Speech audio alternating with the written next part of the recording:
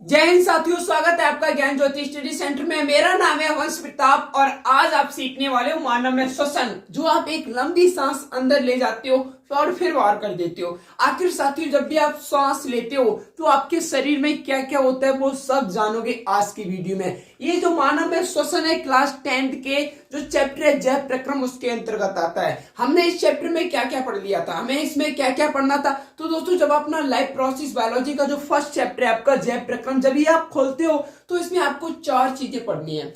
Number 1 आपने देखा था कि पोषण क्या है। अब नंबर 2 है कि श्वसन क्या है। श्वसन आप मनुष्य में भी देखोगे और दोस्तों पादपों में भी देखोगे। तो आज हमारी जो बारी है कि श्वसन क्या है। तो श्वसन के बाद आप पढ़ोगे परिसंचरण, उसके बाद उत्सर्जन, देन ये चैप्टर फिनिश हो जाएगा। तो आज जो हमारा टारगेट है वो ये है कि दोस्तों मानव में श्वसन किस प्रकार हो रहा है, हम इसे अच्छे से समझ लें।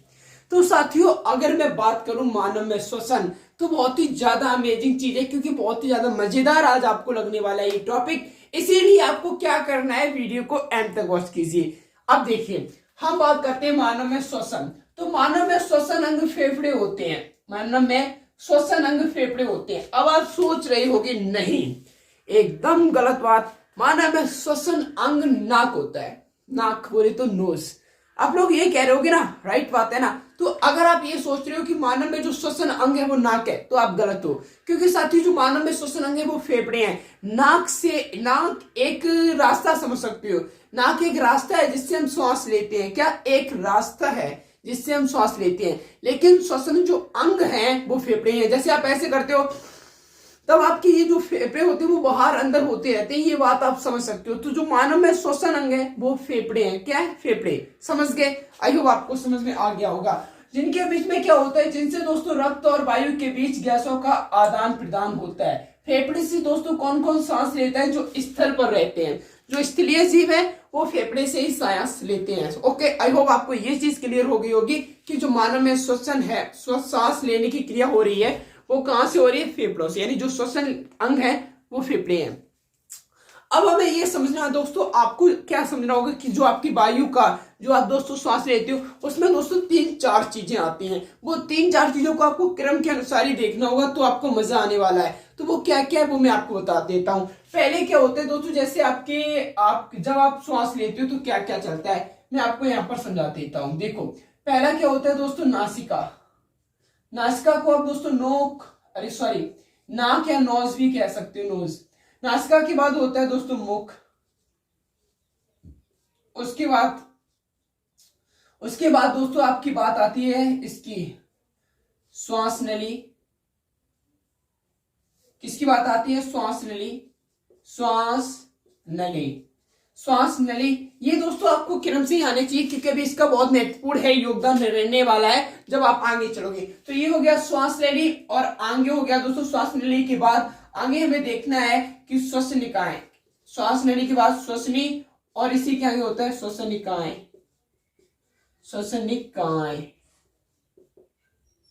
और उसके बाद दोस्तों होता है फेफड़े कूपिकाएं। अब इनका क्या महत्वपूर्ण योगदान रहने वाला है, मैं आपको वो बताता हूं। अब देखिए साथियों, क्या होता है वो अब हम स्टार्ट करते हैं। अब जब आप सांस लेते हो तो कहां से होके जाती है? आप श्वास लेते हो, जब भी आप श्वास लेते हो तो आपको पता है जो दोस्तों आपकी श्वास होती है वो कहां से होकर प्रवेश करती है? आपकी नाक से। यानी दोस्तों आपकी जो नोज होती है उसी से आपकी श्वास प्रवेश करती है। आपकी नाक ये ज्यादा ही अच्छी बन गई, मैं इसको थोड़ा और अच्छा बना देता हूं। तो दोस्तों मुझे आर्ट वगैरह आता नहीं है, फिर भी मैं आपको बताने का प्रयास करूं। तो मान लीजिए ये आपकी नाक है, नोज सपोज करना है। तो दोस्तों ये वायु आ रही है और आपके नाक में प्रवेश हो रही है। वायु आ रही है और नाक में प्रवेश हो रही है। तो अभी हम पहले नासिका से ही स्टार्ट कर रहे हैं कि आखिर क्या खेल चलता है, फिर हम आपको 1 by 1 अच्छे से समझाते हैं कि आखिर ये चल क्या रहा है। तो दोस्तों जब भी आप श्वास लेते हो, जैसे मैंने अभी सांस ली और आप भी सांस ले रहे हो, तो दोस्तों कहां से होकर प्रवेश करती है? नाक से। आपकी नाक से होकर वायु प्रवेश करती है। अब देखिए, आपने देखा होगा दोस्तों दर्पण में आपके नाक में महीन महीन बाल होते हैं। वो क्या करते हैं? जो भी वायु में धूल कण है और अशुद्धियां हैं, यानी दोस्तों जब भी नाक से वायु प्रवेश होती है तो वो तो दोस्तों शुद्ध होके जाती है। कैसी शुद्ध? यानी दोस्तों कण जो बेकार सी चीजें होती है वो महीन महीन बालों में चिपक जाती है। क्या करते हैं? वो चिपक जाते हैं। और दोस्तों इससे जो वायु अंदर जाती है हमारे, वो एक तरीके से शुद्ध होकर जाती है। किससे जाती है? शुद्ध होकर जाती है। और नासिका में दोस्तों 2 छिद्र होते हैं, नासिका गुहा में 2 छिद्र होते हैं, वो भी पता है। और यहाँ पर एक गांठी भी होती है, वो उसको भी बताएंगे। हड्डी होती है, इसलिए गांठी नहीं है। तो आपने अभी मोटा मोटा ये जान लिया कि हमारी जो वायु है वो नाक से प्रवेश कर रही है। ये क्या आपकी नाक ही है। तो आपने ये जान लिया कि आपकी जो वायु है जो कहां से प्रवेश कर रही है? नाक से होकर प्रवेश कर रही है। ये बहुत ही ज्यादा इंपोर्टेंट था, आपने जाना कि आखिर हमारी वायु जो है वो कहां से प्रवेश कर रही है।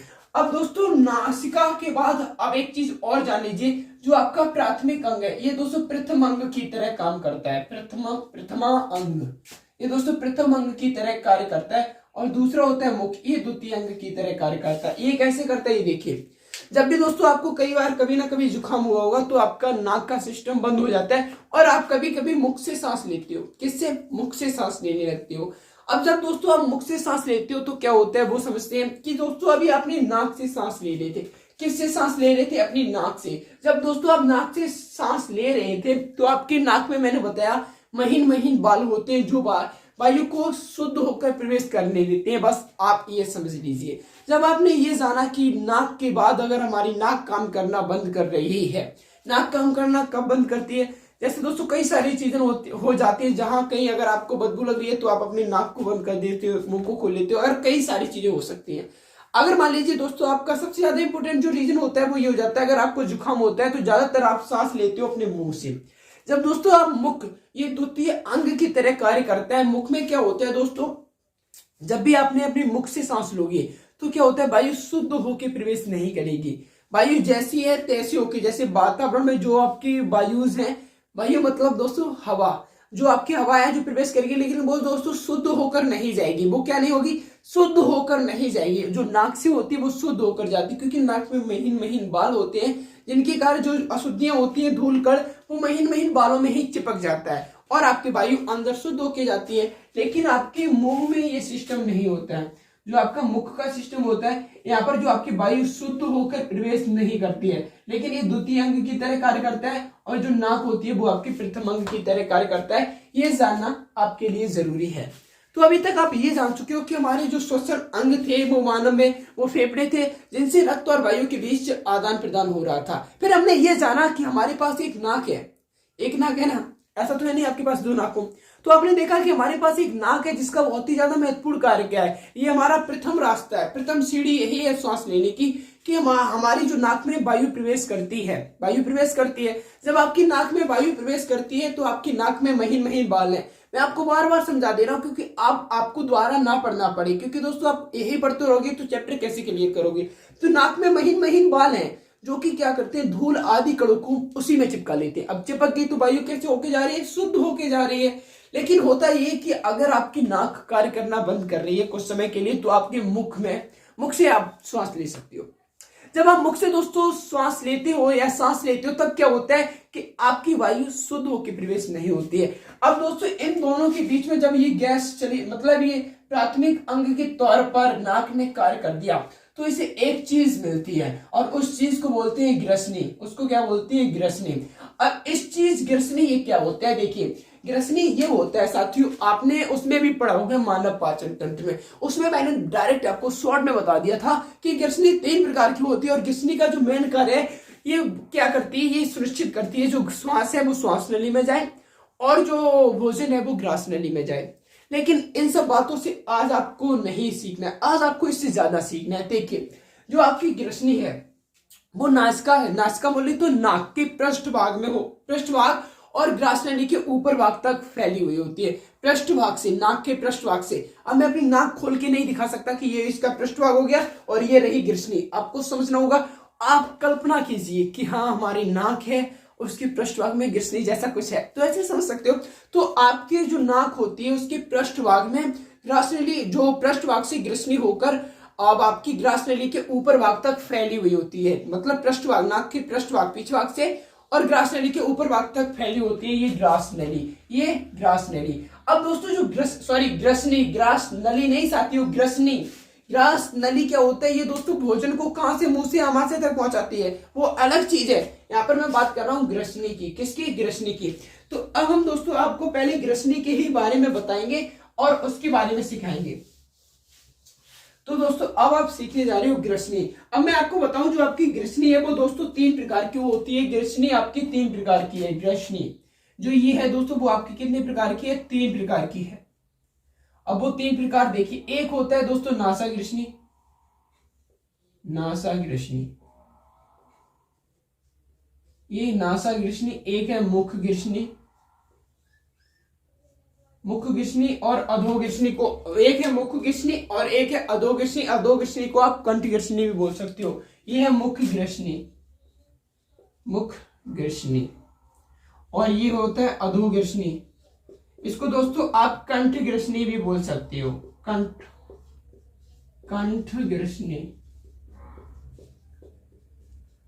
अब समझिए, अभी तक आप दोस्तों नाक और मुंह पर अटके थे। अब हमने दोस्तों देखा कि हमारी नासिका के पीछे एक ग्रसनी है, जिससे आप कह रहे हो जिस ग्रसनी के 3 नाम है, 3 पार्ट है, नासा ग्रसनी, मुख ग्रसनी और अधोग्रसनी। जब दोस्तों आप अपनी नाक से श्वास लेते हो, जब वायु शुद्ध होकर जाती है तो वो दोस्तों नासा ग्रसनी से नासा ग्रसनी में प्रवेश करती है, उसके बाद मुख ग्रसनी में जाती है। क्या दोस्तों? मुख ग्रसनी में जाती है। फिर से जैसे मैंने अभी नाक से सांस ली ऐसे करके, अब हमारी जो दोस्तों सांस गई है वो अब कहां गई? नाक से शुद्ध होकर ग्रसनी, और ग्रसनी के कौन से पार्ट में पहुंच गई? नासा ग्रसनी में। कौन से पार्ट में? नासा ग्रसनी से। अब नासा ग्रसनी से आपकी वायु पहुंचती है मुख ग्रसनी से। कहां पर? मुख ग्रसनी में। नासा ग्रसनी से वायु आपकी मुख ग्रसनी में पहुंचती है। अब क्या होता है दोस्तों, देखिए अब 1 मिनट एक बात और सुनिए। जब दोस्तों आप मुख से सांस लेते हो, किससे? मुख से, तब आपकी वायु डायरेक्ट मुख ग्रसनी में प्रवेश करती है। देखिए बात ये थी कि दोस्तों जब आप मुख से सांस लेते हो, किससे? मुख से, तब आपकी वायु नासा ग्रसनी में प्रवेश नहीं करती है। जैसे अगर आप मुख से सांस ले रहे हो तो आपकी जो वायु होगी, जो आप मुख से सांस ली गई है, वो दोस्तों नासा ग्रसनी में नहीं जाएगी। वो डायरेक्ट कौन सी ग्रसनी में जाएगी? वो डायरेक्ट मुख ग्रसनी में जाएगी। मुख से ली गई सांस डायरेक्ट मुख ग्रसनी में, और नाक से ली गई सांस नासा ग्रसनी से मुख ग्रसनी में जाती है, और मुख ग्रसनी से होते हुए कंठ ग्रसनी में जाती है, और कंठ ग्रसनी से होते हुए दोस्तों ये एपिग्लॉटिस से टकराती है। उसमें क्या होता है, जैसे दोस्तों आपने बीच में एक गांठी देखी होगी अपने, जब आप ऐसे करके देखते हो अपने चेहरे अजीब को, तो वो दोस्तों मैंने आपको बताया कि इसमें ये एक स्विच की तरह एक इस तरीके से जो कार्य करता है वो ये करता है कि उसका कार्य ये है दोस्तों, जैसे मान लीजिए एपिग्लॉटिस का कार्य क्या है, ये कर देता है कि दोस्तों ये सुनिश्चित करता है कि ये जो वायु है, वायु जो होती है दोस्तों श्वास नली में जाना होता है, और जो आपका भोजन होता है उसे ग्रास नली में जाना होता है। ये कार्य करता है कि दोनों को व्यवस्थित कर सके, मतलब इसको इधर पहुंचा सके और इसको इधर पहुंचा सके। इसका मतलब क्या है इधर उधर का? इसका मतलब ये कि दोस्तों जो आपका भोजन है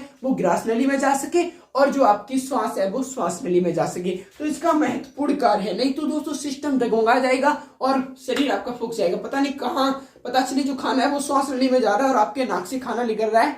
और दोस्तों समझ सकते हो क्या क्या हो सकता है फिर। तो आपने ये देख लिया कि दोस्तों आपकी नाक से नासा ग्रसनी में वायु जा रही है, फिर मुख ग्रसनी में जा रही है, फिर कंठ ग्रसनी में जा रही है। अभी तक क्या सीखा? फिर से एकदम 1 मिनट में सीख लो। अभी तक हमने ये सीखा, पहले तो हमें यही नहीं पता था कि आखिर मनुष्य में श्वसन अंग क्या है, हम नाक समझ रहे थे। फिर हमारा डाउट एक क्लियर हुआ कि हमने जाना कि मनुष्य में नाक नहीं है, वो एक रास्ता है। हमने जाना कि फेफड़े मनुष्य में श्वसन अंग है। जब हमने ये जाना, उसके बाद हमने ये भी जाना कि कुछ चीजों से होकर हमारी वायु प्रवेश हो रही है। नासिका, मुख, श्वास नली, श्वसनी, श्वसनकाएं, फेफड़े, कुपिकांड, ये हमने देखा। फिर हमने देखा कि हमारी जो वायु सबसे पहले नासिका में ही जाती है, और नासिका में जो छोटी छोटी महीन बाल होते हैं वो हमारी बहुत ही ज्यादा हेल्प कर रहे हैं।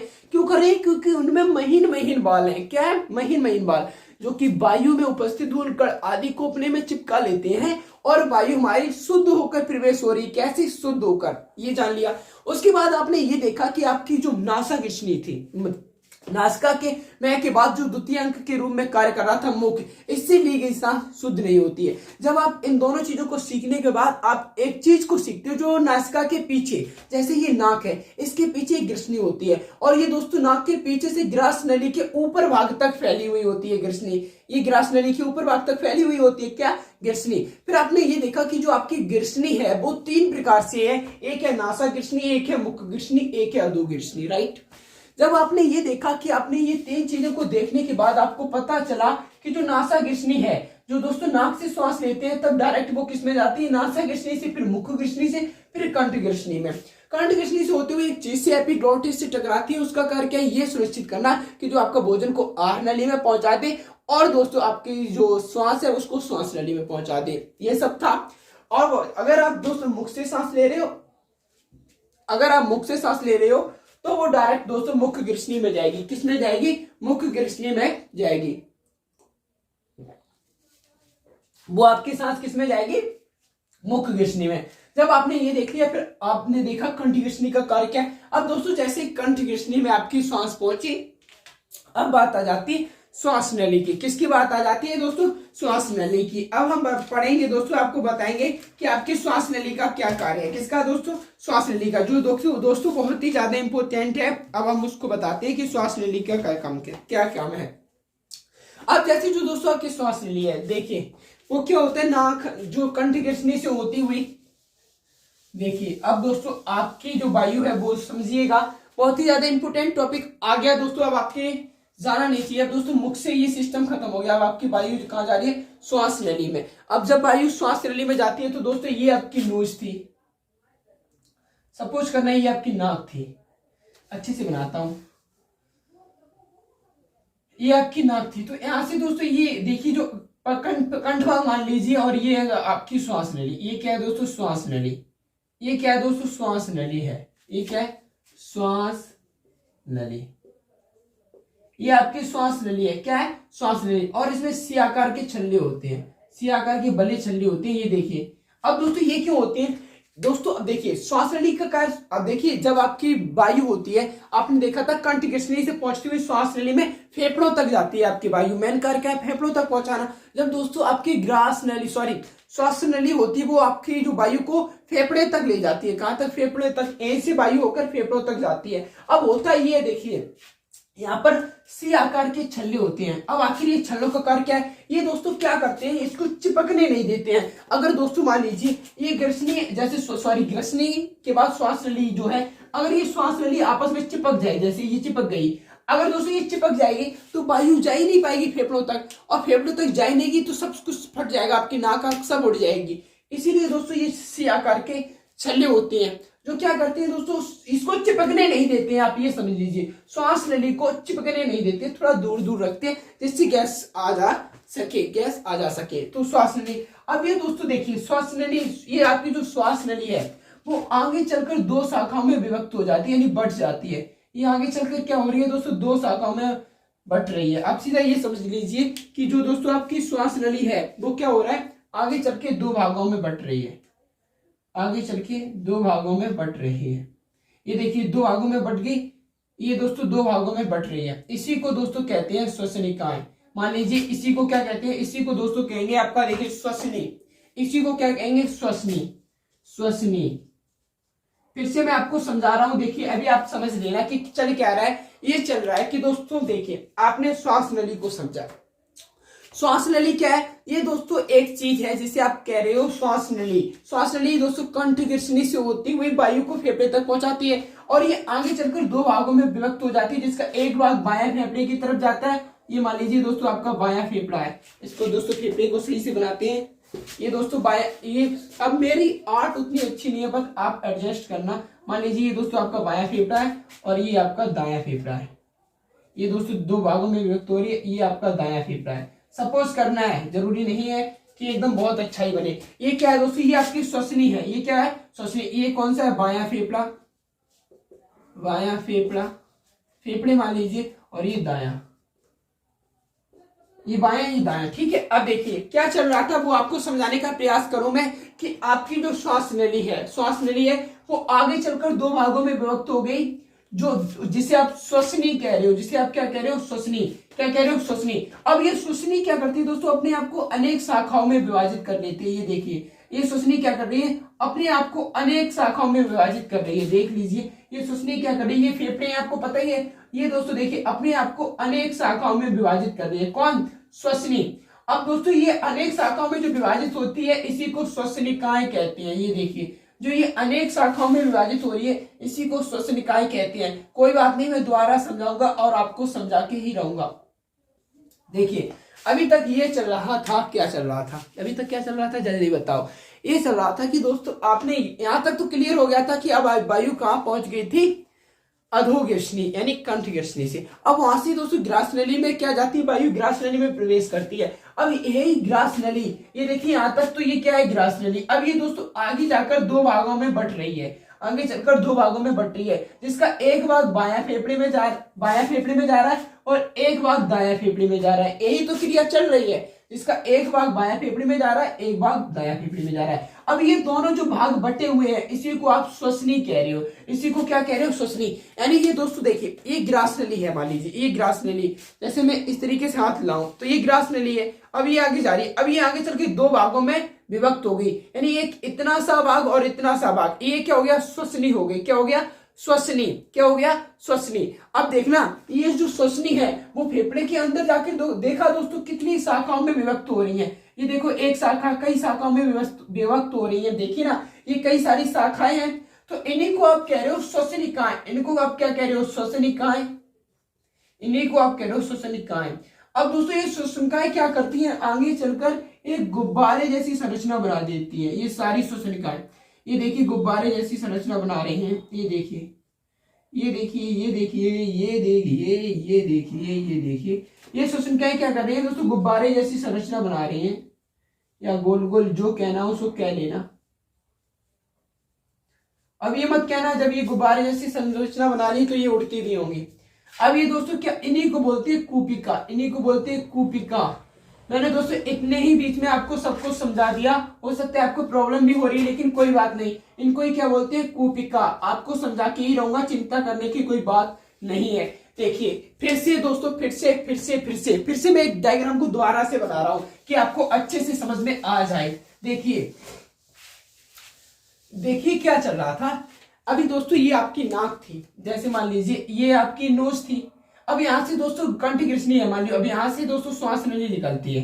क्या दोस्तों, ये आपकी श्वास नली है। ये मान लीजिए आपकी क्या है दोस्तों, ये आपकी श्वास नली है, ये श्वास नली है। इसमें दोस्तों सी आकार के छल्ले होते हैं। क्या, सी आकार के बल है, छल्ले, जो कहना हो उसको कह लो। ये सी आकार के छल्ले हैं, इसी को आप क्या कह रहे हो, श्वास नली। इसको आप क्या कह रहे हो दोस्तों, श्वास नली।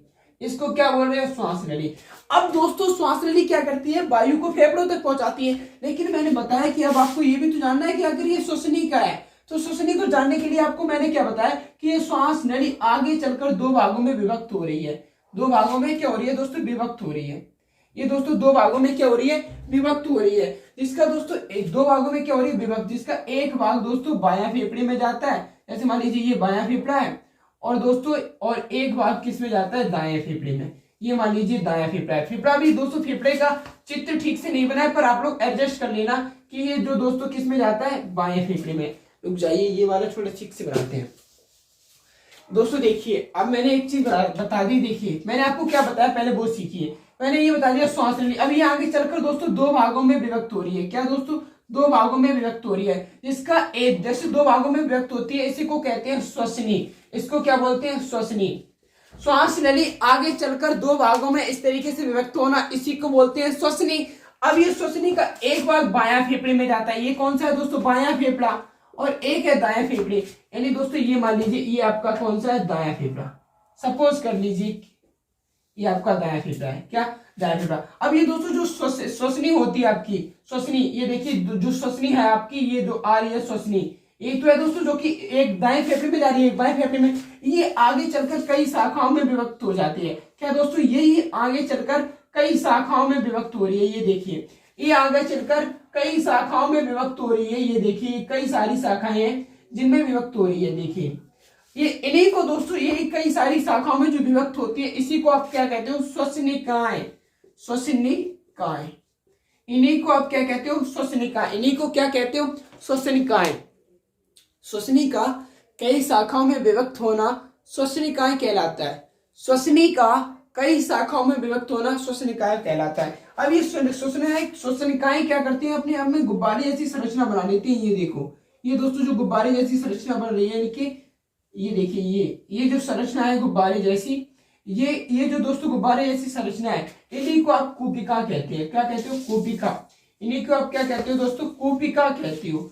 कूपिका, ये क्या है दोस्तों, सब कुछ ये कूपिकाएं हैं। देखिए ये जो दोस्तों आपको गुब्बारे जैसी संरचना दिखाई दे रही होगी, ये क्या है, कूपिका। जैसे मान लीजिए ये आपका फेफड़ा है, और इस मान लीजिए बायां फेफड़ा है, और इसी में ये शाखाएं, कई सारी शाखाएं हैं जो कूपिका बना, ये आगे चल के क्या बना लेती है, कूपिका। ये देखिए ये जो गोल गोल में बता रहा हूँ गुब्बारे जैसी संरचना, यही आपका कूपिका है। क्या है, कूपिका